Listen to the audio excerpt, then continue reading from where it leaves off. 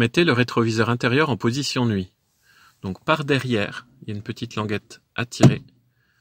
On voit toujours derrière, mais c'est beaucoup plus sombre.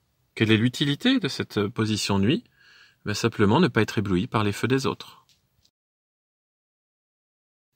Actionnez la commande de dégivrage de la lunette arrière et montrez le repère correspondant. Donc on met le contact et on actionne ici le bouton et on voit le témoin qui s'allume. Quelle peut être la conséquence d'une panne de dégivrage de la lunette arrière? Une insuffisance ou une absence de visibilité vers l'arrière. Positionnez la commande pour diriger l'air vers le pare-brise. Donc, c'est cette commande ici qui va nous permettre, on a le symbole du pare-brise ici, de diriger l'air vers le pare-brise. Citez 2 éléments complémentaires permettant un désembuage efficace. Donc on va mettre de la ventilation. On va aussi mettre du chaud. On retrouve d'ailleurs le petit symbole du pare-brise avec les flèches de chaleur. Et en autre accessoire, on pourrait également mettre la climatisation.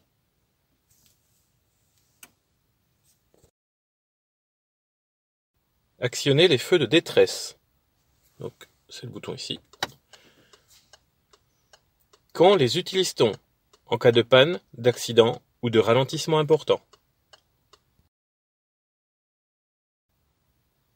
Montrez la commande de recyclage de l'air. Donc, dans notre console centrale, c'est celui-ci avec le symbole du recyclage. Quel peut être le risque de maintenir le recyclage de l'air de manière prolongée? Un risque de mauvaise visibilité par l'apparition de buées sur les surfaces vitrées.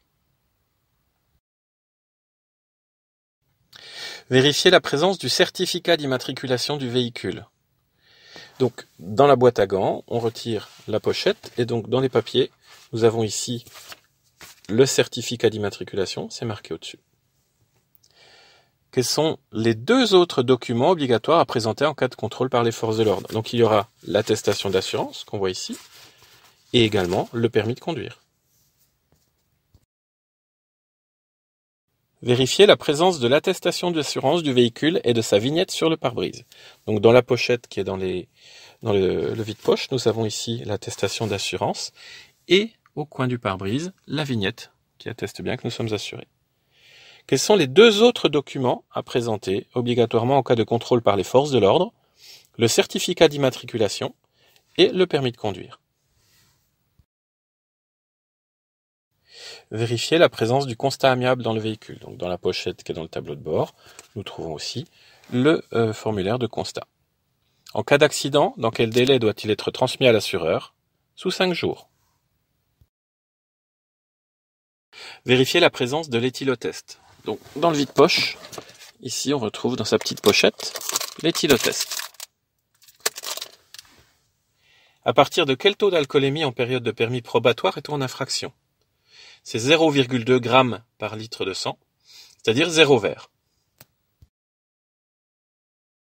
Montrez la commande permettant de désactiver l'airbag du passager avant. Donc là, il faudra ouvrir la boîte à gants et montrer la commande ici, que l'on peut actionner avec sa clé. Dans quelle situation doit-on le désactiver? Lors du transport d'un enfant à l'avant dans un siège auto, dos à la route. Qu'est-ce qu'une perte de connaissance? C'est lorsque la victime ne répond pas, ne réagit pas, mais respire. Comment vérifier la respiration d'une victime? Regardez si le ventre et la poitrine se soulèvent et sentir de l'air à l'expiration. Citez les 3 manières d'évaluer l'état de conscience d'une victime. Lui poser des questions simples, lui secouer doucement les épaules, lui prendre la main en lui demandant d'exécuter un geste simple. Quels sont les risques pour une personne en perte de connaissance qui est allongée sur le dos? L'arrêt respiratoire et l'arrêt cardiaque. Pourquoi ne faut-il pas laisser une personne en perte de connaissance allongée sur le dos?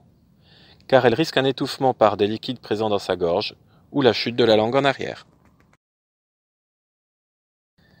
Quel comportement adopter en présence d'une victime qui ne répond pas, ne réagit pas, mais respire? La placer en position stable sur le côté ou position latérale de sécurité, alerter les secours, surveiller la respiration de la victime jusqu'à l'arrivée des secours. Dans quel cas peut-on positionner une victime en position latérale de sécurité? Si la victime ne répond pas, ne réagit pas et respire.